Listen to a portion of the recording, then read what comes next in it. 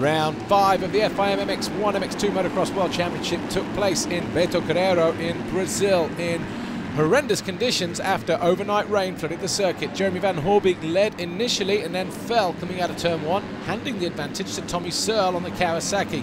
Van Hoorbeek picked himself up and fell back down again and eventually would finish in 3rd position despite being overtaken by the likes of Max Anstey and Jordi Tixier and 1 or 2 others. But as the race went on, Tommy Searle, he also made a mistake after making a bit of an error in a corner. He came back to change his gloves, he dropped back to 4th and then took his place back in the race, and eventually he closed down on the riders ahead of him and started to make tracks through the field, and Tommy Searle found a way through on Christophe Charlier to take the lead with a couple of corners to go on that particular lap.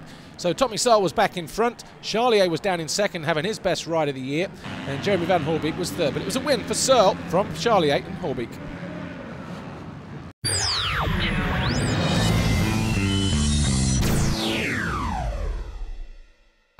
In MX1, race 1, Commander Sal was nearest the camera as he got off to the start, but it was Christophe Pourcel who didn't have the best qualifying race on Saturday, but he pulled the whole shot. And from there, he never looked back, winning the race by more than a minute and a half. Behind him, it was left to the likes of Rui Gonçalves, Dean Ferris, Kenny Bobryshev, and Tanel Leoc, maybe even David Philipparts as well. Tony Cairoli was having not the best of rides and would eventually come home in 8th place. Dean Ferris, though, he was on the charge, as too was David Philipparts, and Philipparts found a way past first Evgeny Bobryshev, and then immediately after that, Rui Gonçalves. Dean Ferris was in 2nd until he made this mistake. That allowed David Philipparts to go around the outside into that 2nd place, but it was Christophe Pourcel who eventually came back to win the moto. David Philipparts was 2nd. Clement de Sal, he went out with a couple of laps to go and was classified as 13th, not doing his championship any good at all. But the flag went out, it was Pourcel, Philipparts and Paulin.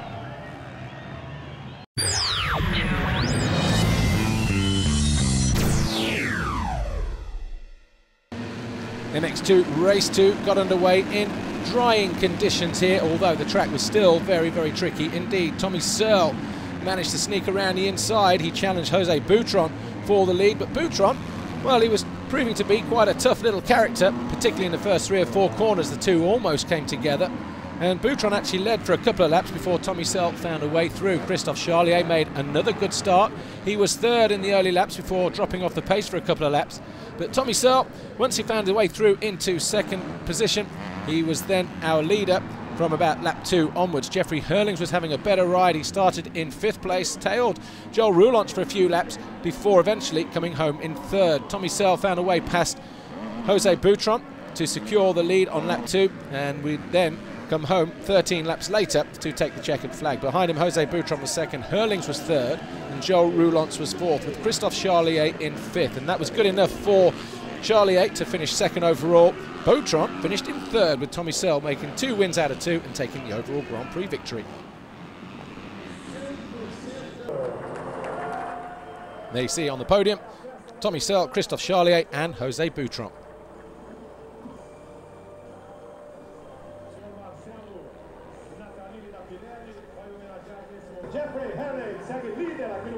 Jeffrey Hurlings, though, continued to lead the World Championship despite not finishing on the podium this weekend.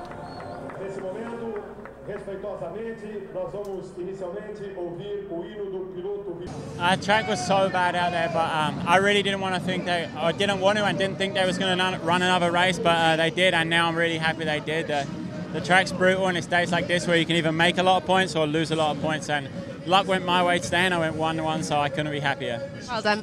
Thank you.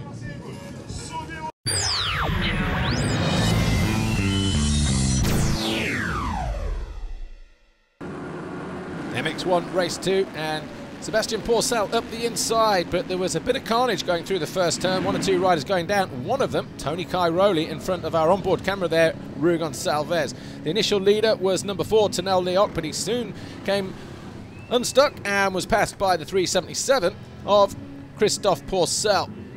Behind them, Xavier Bourg was having a good ride. He was 3rd in the early stages, and so too was Kevin Strybos on the HM Plant KTM UK machine. He found himself in 4th ahead of Bobryshev and Rui Gonçalves. Clement de Sal was on the charge as well. Tony Cairoli, another nightmare for him, picked himself up off the deck found himself finishing in 9th place in the final stages of the race. But behind them, Sean Simpson and Sebastian Pourcel.